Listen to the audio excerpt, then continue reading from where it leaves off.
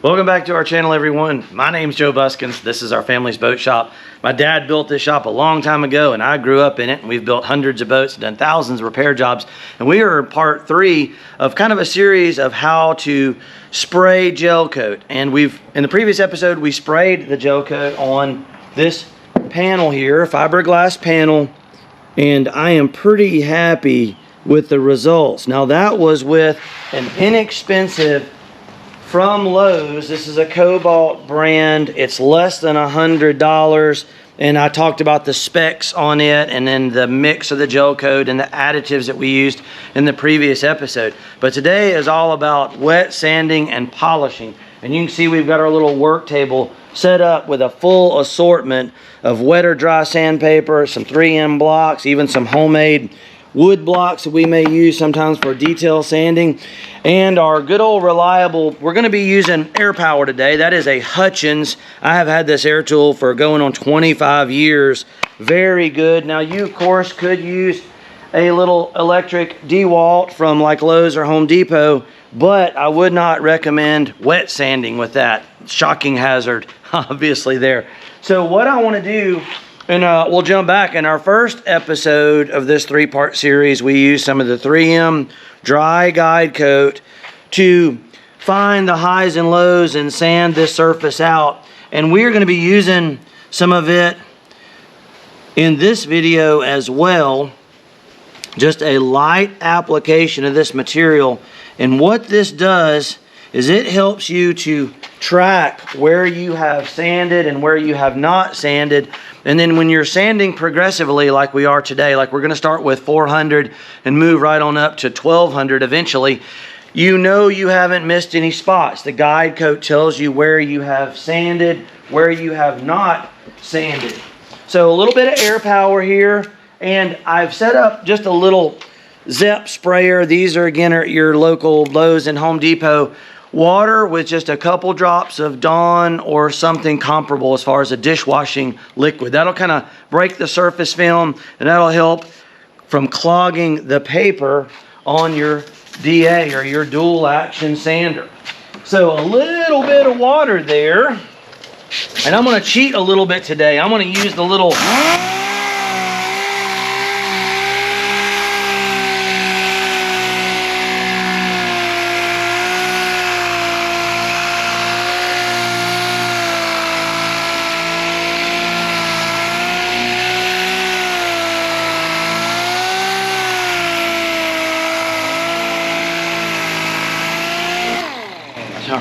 So I was going to say I'm going to cheat and use this little creeper, automotive style creeper. It helps you, certainly helps on the back and on the knees. So you folks at home can see already the guide code is showing the highs and lows. Obviously we got a bit of a low there. You can see a little bit of what I call orange peel on this surface. And that is very common when you spray gel coat outside of a spray rig like we did. Now, a clear additive, something like the Orca, the air dry from Orca Composites, and again, you can see in the previous video, we basically laid down 3 coats of gel coat with a tiny touch of styrene as a thinner, and then like 3 more coats with the clear additive on a 50-50 mix. So a little more water, a little more sanding, and I'm going to try to accelerate through this as quick as I can, but this is going to be a full, detailed, comprehensive video that when you're done, you will know how to do this on a professional level. So here we go again with the 400.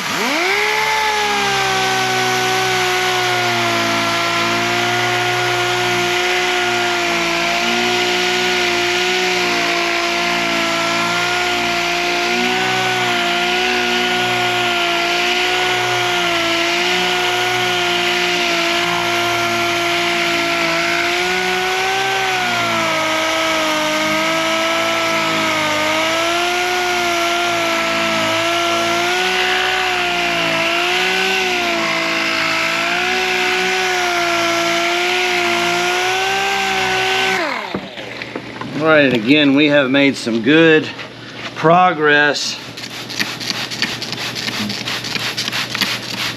Again, you can really see the benefit of the guide coat When I was younger, before I knew of Gelcoat or before it was on the market, and we were doing Gelcoat repair work, you would think you had covered every bit of the surface, but if you look there, you can see there's a bit of a low, a bit of a low, a bit of a low in within those little dimples.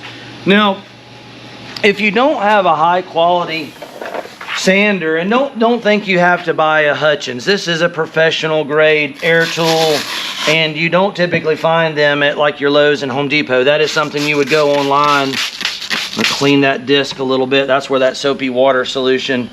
You certainly can use these stick-it pads on these little 3M blocks. Now, like a nice circular motion, and you can go to blocking this out. Work some of those little imperfections out of the surface. I've actually gotten some comments from folks that a lot of folks find it kind of therapeutic to do this kind of work. Hopefully we're inspiring some folks out there that maybe have an older boat parked in the back, or maybe they're looking for a part-time hobby. Or I've even had some comments of people, obviously our family, we are boat builders, but we don't mass produce boats. They're a low volume, typically custom build. But boats are very expensive these days, and I've had some comments, folks, why aren't boats cheaper? Can we build a cheap boat or an economical boat? And quite honestly, it's just hard to build an inexpensive boat these days, but you can certainly restore an older boat and get some amazing results. Let me see, let me get my air nozzle here and show you folks what we're already getting. And that's where this Gelcoat refinishing comes in.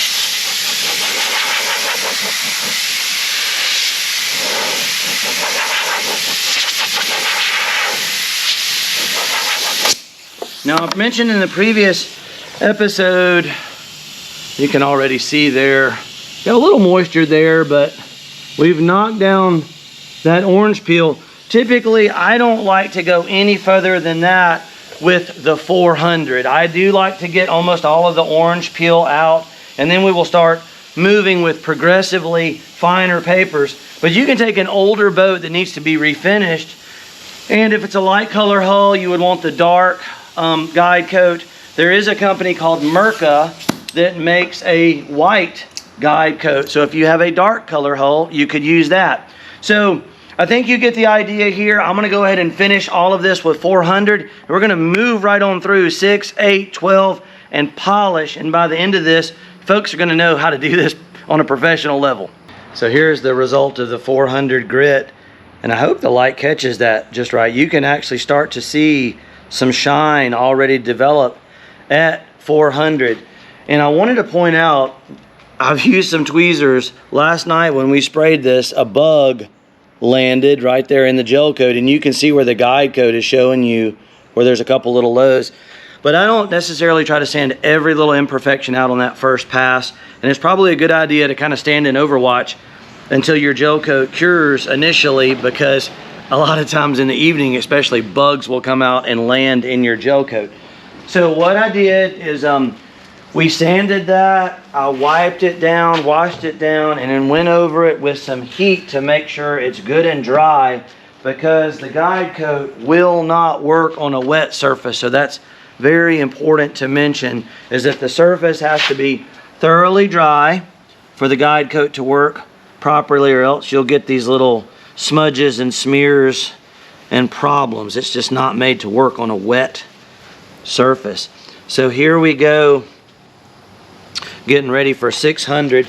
And folks, there may be some wiggle room there in what grits you're going to use, but it seems like 4, 6, 8, and then skipping right to 12 covers almost all the bases. I don't know that I would recommend starting with anything more aggressive than 400 most of the time. Now we are switching over to some 3M paper on this one. There's lots of good brands of material out there. 3M does not sponsor me, but I do use a lot of their products, and I'm just trying to show you folks that there are a range of materials that can certainly work. So got our guide coat, a little bit of water there, and here we go.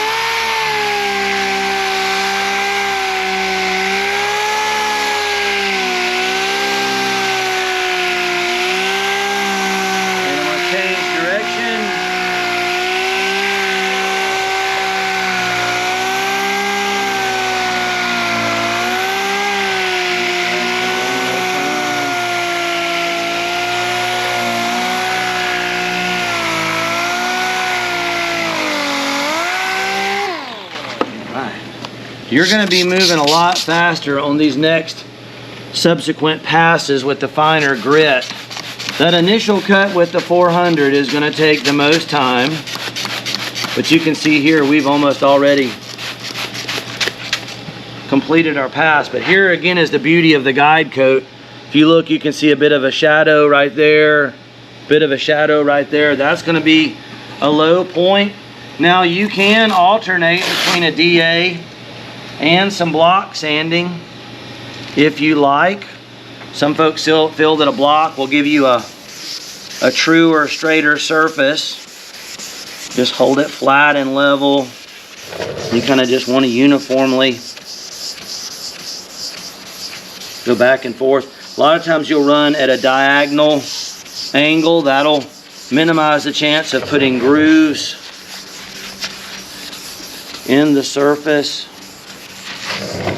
And this is just a sample that I'm doing for you folks at home that have been following the channel. We were doing this on a boat.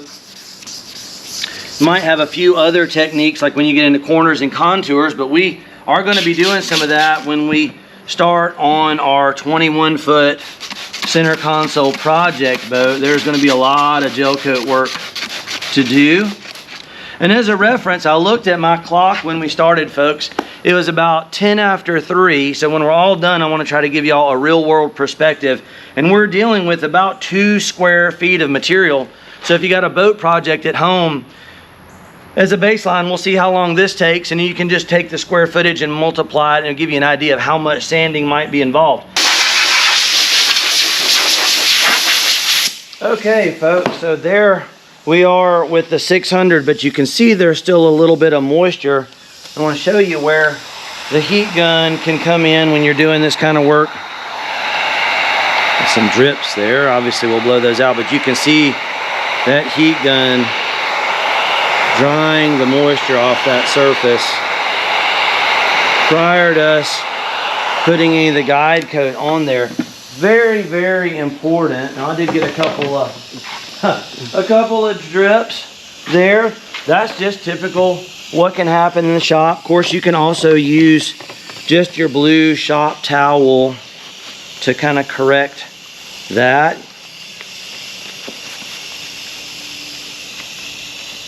Let's see if we can see what kind of shine. You can see the shine is already improving there, even just at 600. So once again with the guide coat, the surface should be dry enough. And folks, this is a good time to ask you that if you're enjoying the channel, please remember to subscribe if you haven't already.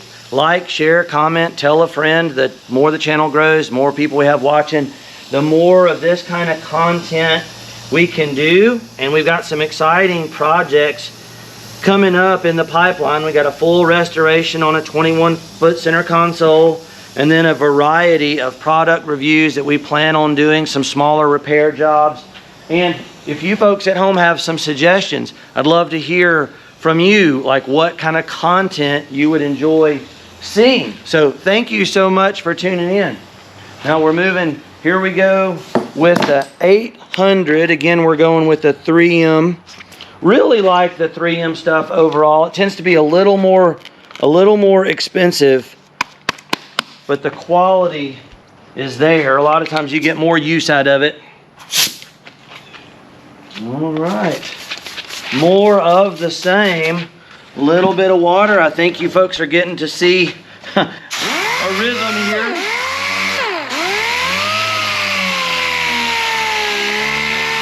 Very quickly going to see results from 600 to 800.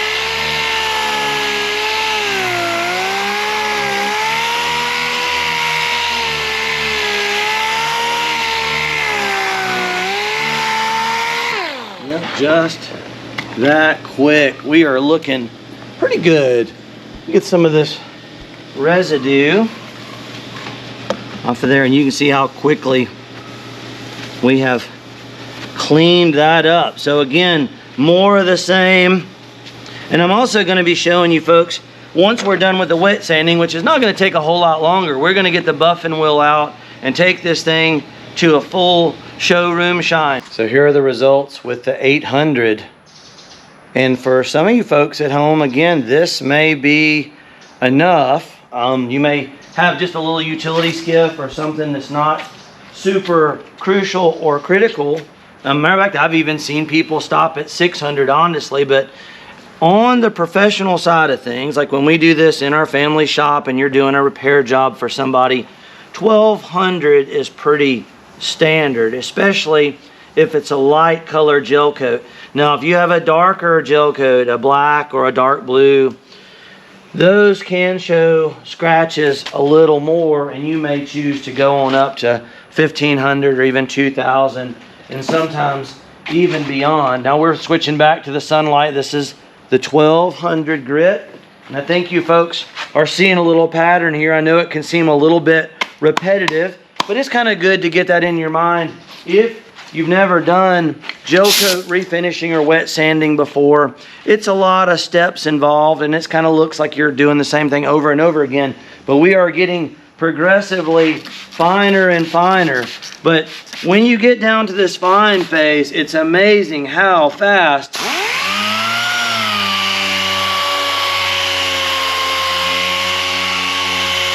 results come a lot faster.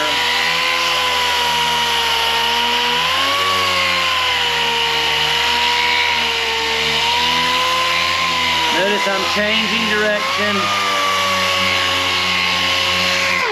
One thing you don't want to do is use the guide coat as a focal point. Like, for example, if you see a shadow or a dark spot,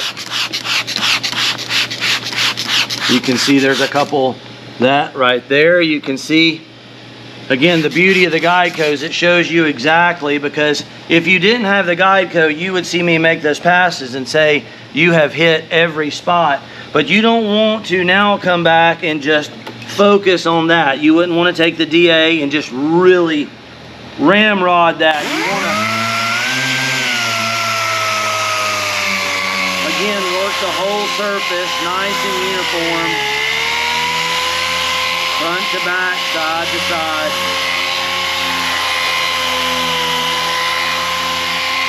Keep changing direction, just nice, steady, even pressure.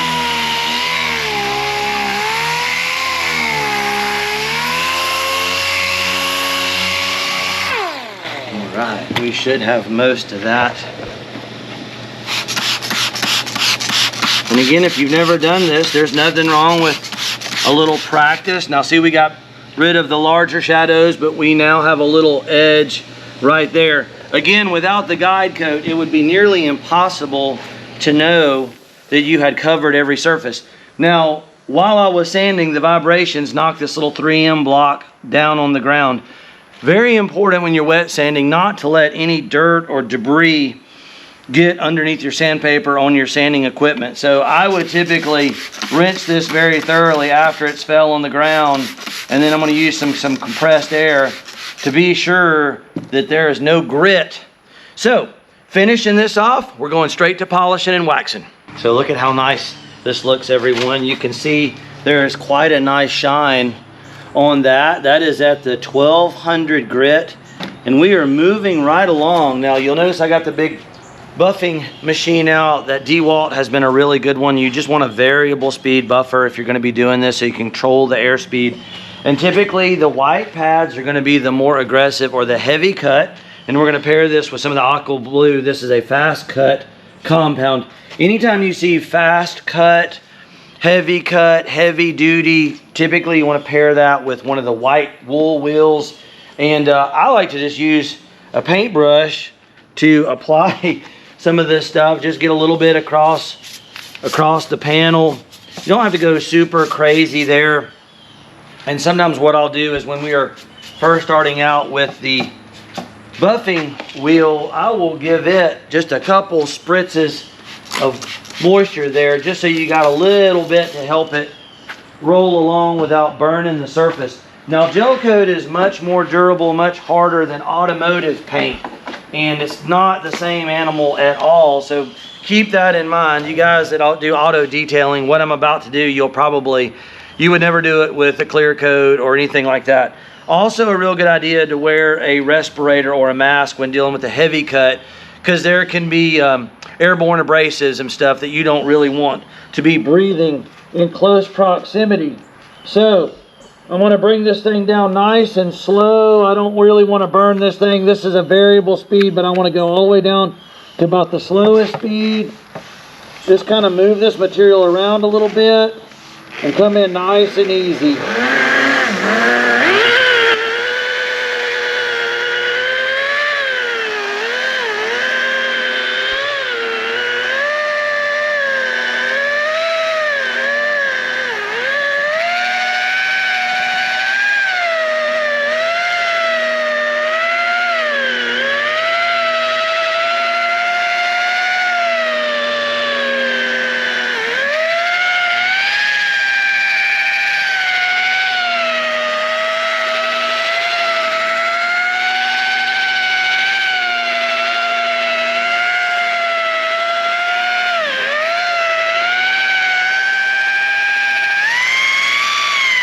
Speed up a little bit at this point.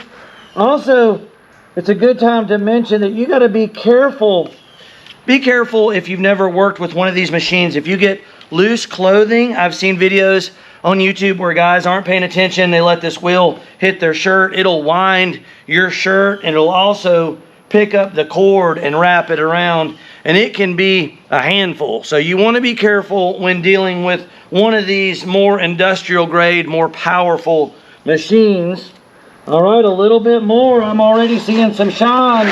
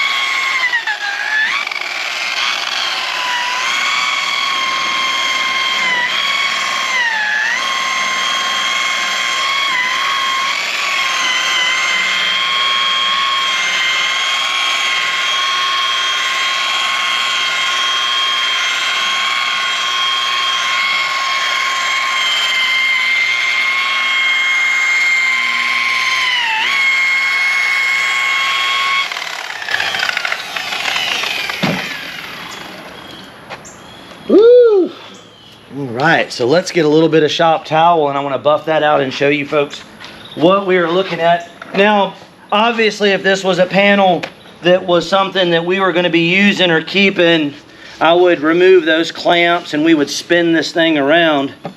But wow, that is already looking really quite nice. I hope everyone at home can see what I can see. That's very satisfying to see that come along. And believe it or not, that is not the last pass. Now, again, there may be boats out there that a lot of folks are like, hey man, I just want to get this thing where it's a functional, decent looking boat and I want to get on the water. And you may just put wax on beyond here and go for it. But for you folks at home that want to go one more step, we're going to change our pads. We're going to get rid of the heavy duty one. We're going to go to the medium cut. And a lot of these wool pads will show that's a medium cut pad. And we're going to pair that with a buffing and polishing compound. Get a little more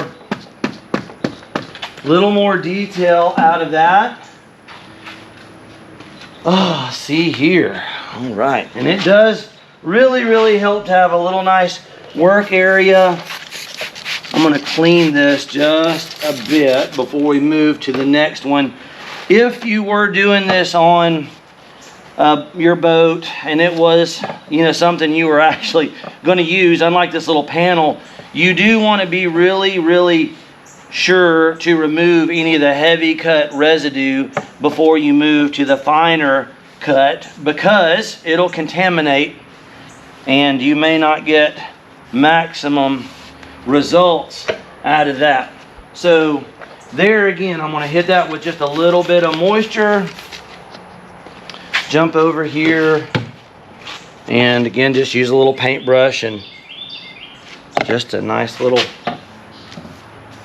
doesn't really take a terrible amount. If you buy it in these big containers, you get a lot more for your money. This is sourced from a company called Fiberglass.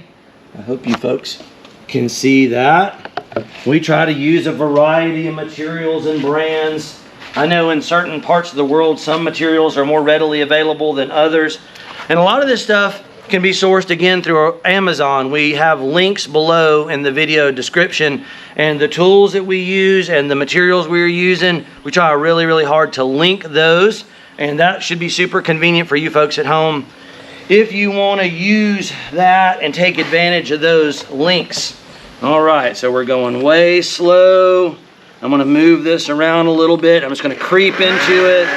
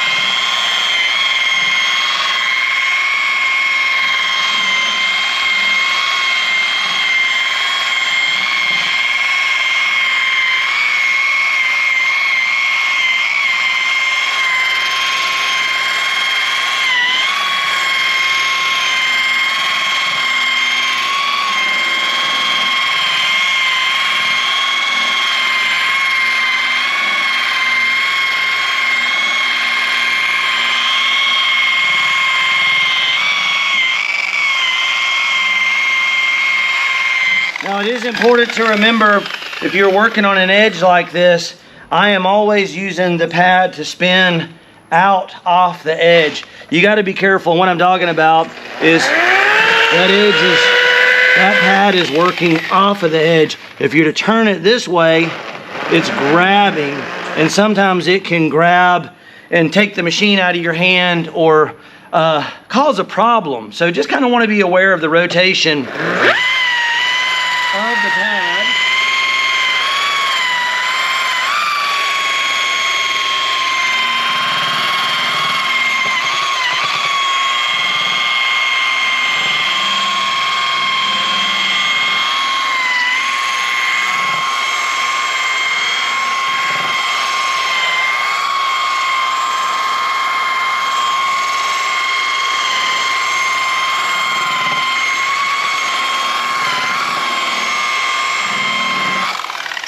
We will usually take that right on through till the surface is nearly 100% glossy. Now, occasionally what we'll do is when we get close to the end, you may see me get a paper towel and clean up some of the residue here on our demonstration videos, just to kind of speed things along.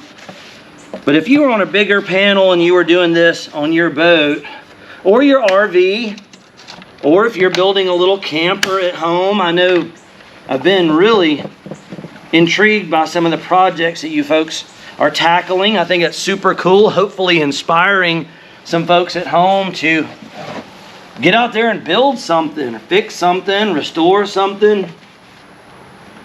Yes. Oh yeah. That looks amazing. There's still a few little smudges of compound.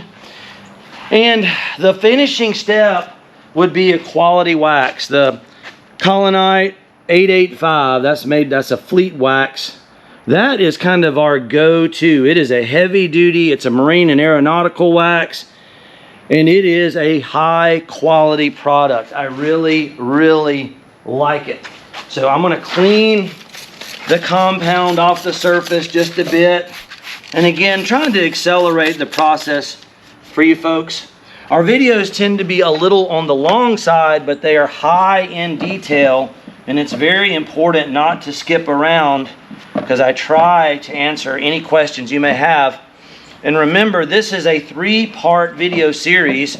So if you want to go back and watch how we initially prepped this panel with some of the guide coat and then sprayed, typically 5 to 6 coats of gel coat is going to be adequate if you're trying to buff and polish a panel out like this one.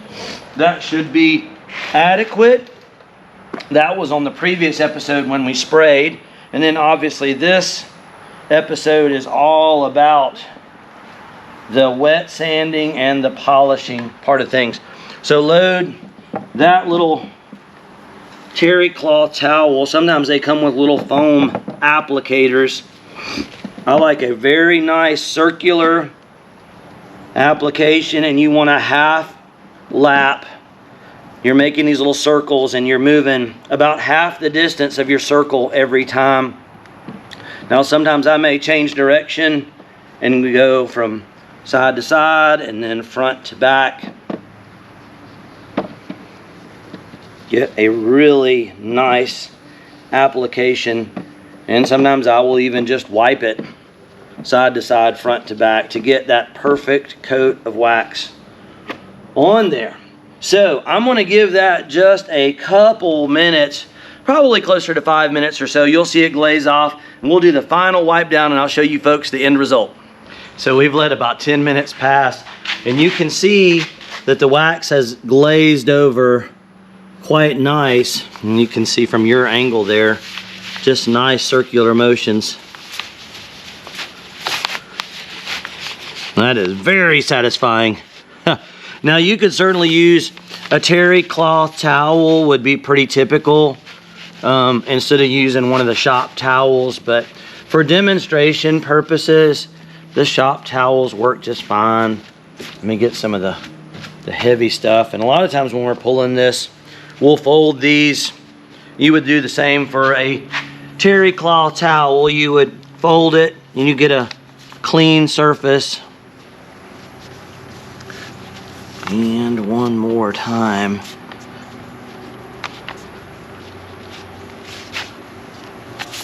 See if we can show the end result. Woo-wee! That's pretty nice. I'm pretty pleased with that. That took about an hour, maybe just a touch more than an hour. And that's obviously trying to do the video and then talking. And if you were doing a large area where you were really just moving, obviously you would start with your 400, get everything done, 600, 800, 1200. Then you would want to go to your fast cut compound, then a buffing and polishing compound. And remember too that the white pads are typically going to be for your fast cut. Now if you're at home, it's also important to remember that once you've used this pad, you're going to have some residue in there. I typically clean these with hot water and just like a good dishwashing detergent like Dawn works quite well. And a lot of times what I will do is agitate it, clean it real good, and then put it back on the buffing wheel, and you can start it slowly and you can kind of spin the water out of it. But I believe that's going to be something you folks have been looking for. Now, if you're new to the channel and want to see a whole wealth of boat building, boat repair, gel coat related videos, we've got over 100 videos on the channel now. Everything from how we designed and built this hardtop for our 29 to a 25 video series documenting the build of our custom 29 footer in the background. And we have a whole lot more planned for you folks. So you know how much I appreciate you guys. The channel's growing rapidly. Couldn't do it without you. It's Captain Joe here with Island Marine Charters Fish Bump TV on YouTube. My son as my amazing cameraman, and we will catch you folks in the next episode.